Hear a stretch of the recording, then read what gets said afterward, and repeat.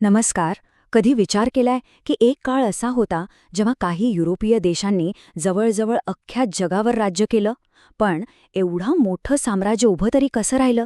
यामागे एक जबरदस्त ताकद होती, एक इंजिन होतं आणि त्याचं नाव आहे वसाहतवाद.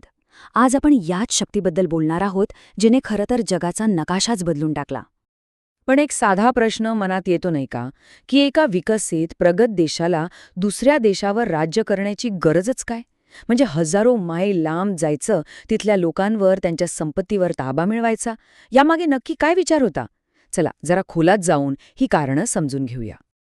या प्रश्नाचं उत्तर खरं तर एका शब्दात दडलंय, आणि तो शब्द आहे वसाहतवाद. आता याचा अर्थ काय? सोप्या भाषेत सांगायचं तर एका ताकदवान देशाने आपल्या फायद्यासाठी दुसऱ्या थोड्या कमजोर प्रदेशावर पूर्णपणे कंट्रोल मिळवणं. आणि लक्षात घ्या, ही फक्त व्यापाराची गोष्ट अजिबात नव्हती. हे होतं साम्राज्य उभं करण्याचं पक्कं हत्यार. बरं, मग या वसाहतवादाच्या इंजिनला ताकद कुठून मिळाले?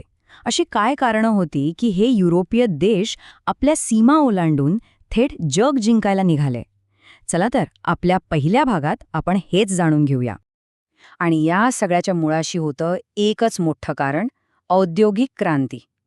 हो, या क्रांतीने फक्त वस्तू बनवण्याच्या पद्धती नाही बदलल्या, तर अख्ख्या युरोपची भूकच बदलून टाकली. आता त्यांना फक्त व्यापारापुरती बंदरं नको होती, त्यांची गरज खूप खूप वाढली होती. जरा ह्या कारखान्यांकडे बघा. हे फक्त उत्पादन करणारे मोठे मोठे कारखाने नव्हते, नाही. ही चिन्ह होती एका नव्या आर्थिक गरजेची. यातून इतक्या मोठ्या प्रमाणावर उत्पादन व्हायला लागलं की ते विकायला स्वतःचा देश कमी पडू लागला. आणि ह्याच अतिरिक्त उत्पादनाने, ह्याच सरप्लसने विस्ताराची ठिणगी टाकली. तर ही जी नवीन औद्योगिक भूक होती ना, तिचे 3 मुख्य भाग होते. पहिलं म्हणजे बनवलेला एवढा सगळा माल विकायचा कुठे? त्यासाठी हक्काची बाजारपेठ पाहिजे होती.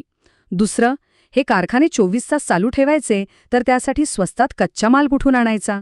आणि तिसरं, या सगळ्या व्यापारातून जो प्रचंड नफा मिळतोय, तो गुंतवायला नवी जागा हवी होती. याच 3 गरजा होत्या ज्यांनी युरोपला त्यांच्या सीमांच्या बाहेर ढकललं. आणि मग काय, आपल्या याच गरजा पूर्ण करण्यासाठी युरोपने आपला मोर्चा संपूर्ण जगाकडे वळवला.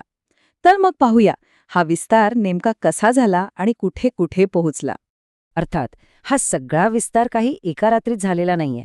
याची सुरुवात झाली होती 15व्या शतकात, जेव्हा नवीन समुद्रमार्ग शोधले गेले.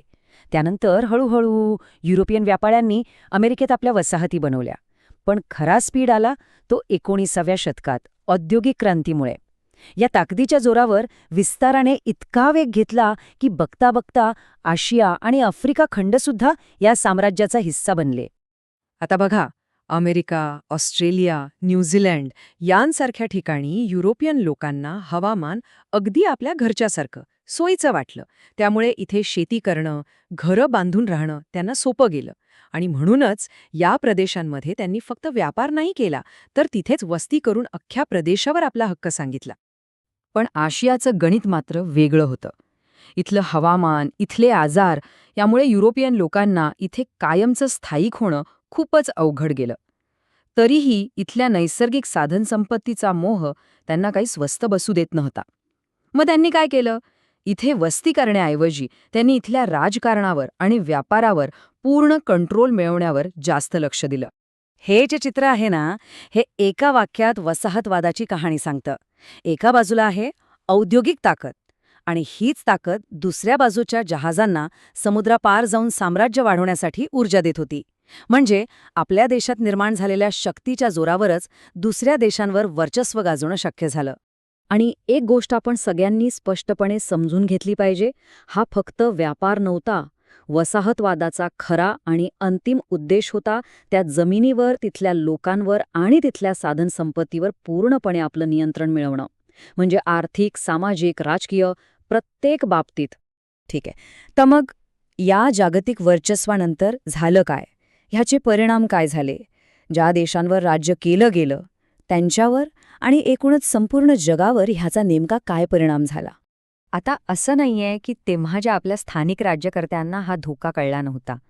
जुन्या मराठी कागदपत्रांमध्ये युरोपीय व्यापाऱ्यांबद्दल एक खूप महत्त्वाचा इशारा मिळतो. त्यात लिहिलंय, हे युरोपीय व्यापारी हट्टी लोक आहेत. ते मरण पत्करतील, पण त्यांनी घेतलेली जागा सोडणार नाहीत. त्यांना किल्ल्याजवळ, खाडीच्या तोंडाशी किंवा समुद्राजवळ जागा देऊ नका.